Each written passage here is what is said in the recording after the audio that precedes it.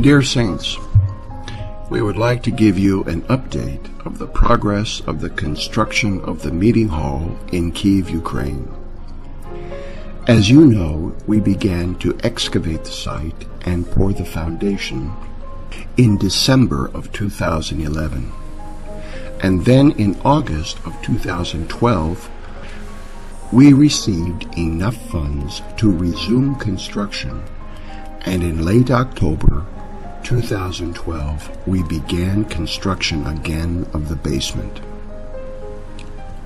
We were forced, however, to suspend construction in the middle of December 2012 because of severe cold weather. By April 9th, the ice in the ground had thawed substantially, and we began construction again.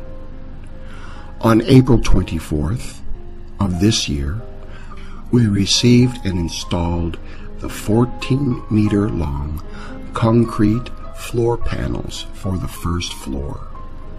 This required the use of a 200-ton crane to install the 13 panels. This will give us a 218 square meter meeting space with no columns in both the basement and on the first floor.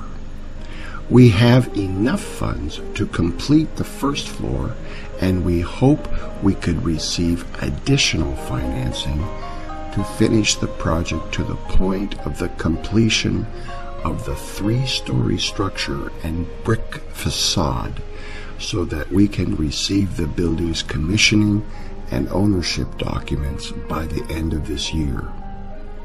Thus far, the Saints have offered $687,979 for this project.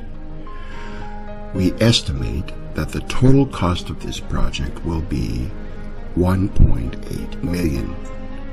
Totally, we have spent to date $568,222, which includes the purchase of the land, project design, permits for utilities, and construction.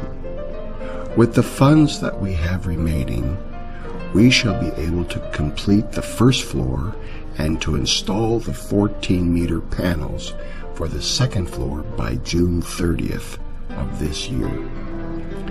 Please continue to pray for us and for the Lord's covering and protection, and for His blessing on every aspect of this project, that all things would work together for the building of His body and for the release of the finances for this project, especially among the churches in the Russian-speaking world.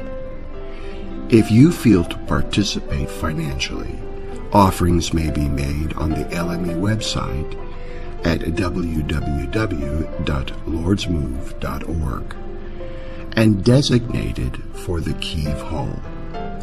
May the Lord continue to bless this project and His move in the Russian-speaking world.